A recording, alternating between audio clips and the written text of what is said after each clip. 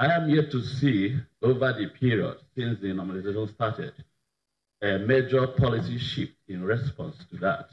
Probably you will educate us more on the reaction the MPC and CBN has put in place since then. And probably you also do let us know that going forward, these are the lessons you've learned on the impact of such major policy shifts in developed world on developing countries. Thank you. Thank you. I think that's all. Okay. Mr. Governor, my name is Udo from Premium Times. The whole of last week, Nigeria is so worried about the comments by two envoys from the US and the UK over the MTN transaction. And during the last briefing, you promised that you were going to give us the update.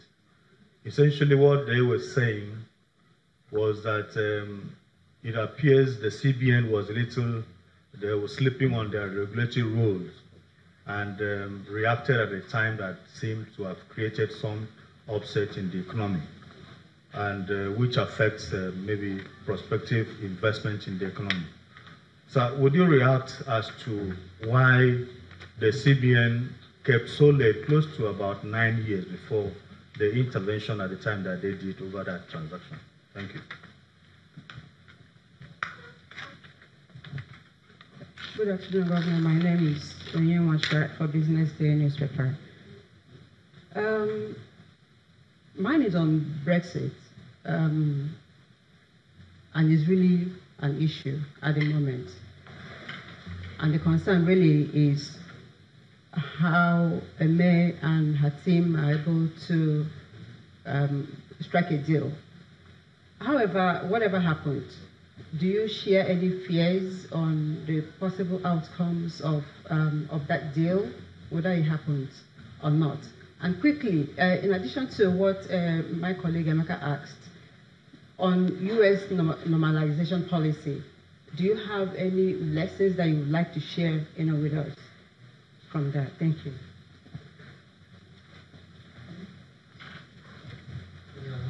Thank you very much. Mr. Governor, my name is Mark Isibo from Leadership Newspapers.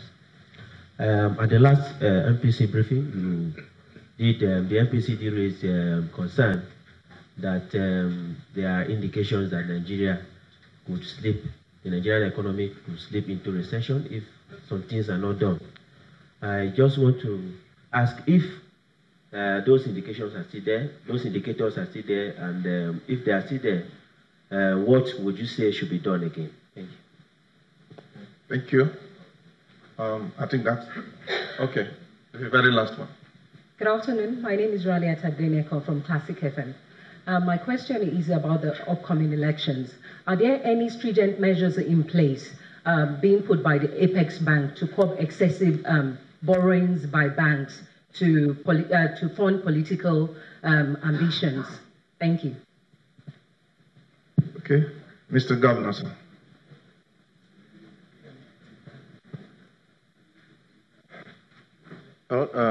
Thank you very much. The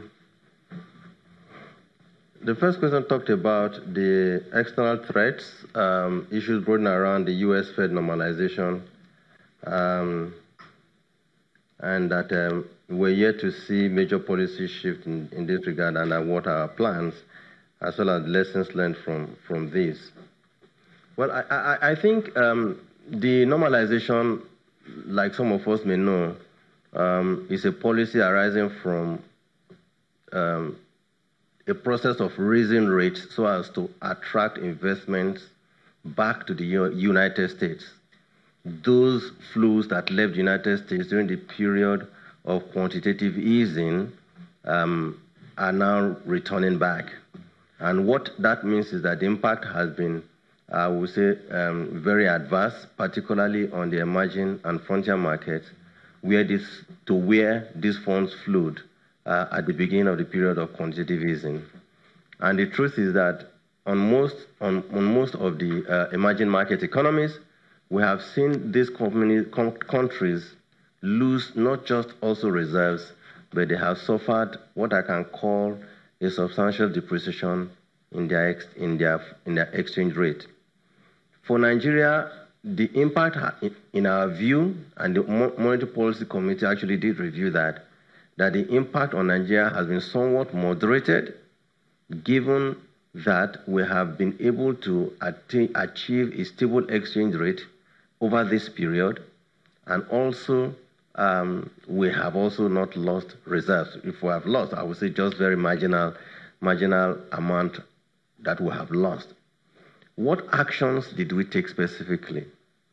The Central Bank of Nigeria took a number of foreign exchange management intervening actions, but most potent of which is the investors and exporters window, which we introduced in April 2017. What we did with that market is to open the market to say, look, we want to be very transparent and that people should be free to import and export currencies and deal legally and legitimately in their foreign exchange transactions in Nigeria. That, to a very large extent, has helped in building the confidence in the Nigerian foreign exchange market. In that process, we saw a lot of flows, substantial flows, into the Nigerian market, to the extent that at a point, we started to buy dollars into our reserves, and also complemented by the fact that we had positive upside in the area in crude prices. We saw reserves going to about $47.5 billion. This has helped us, because what that meant is that when it was tough, we learned a lesson that, look, it is nice to save for a rainy day.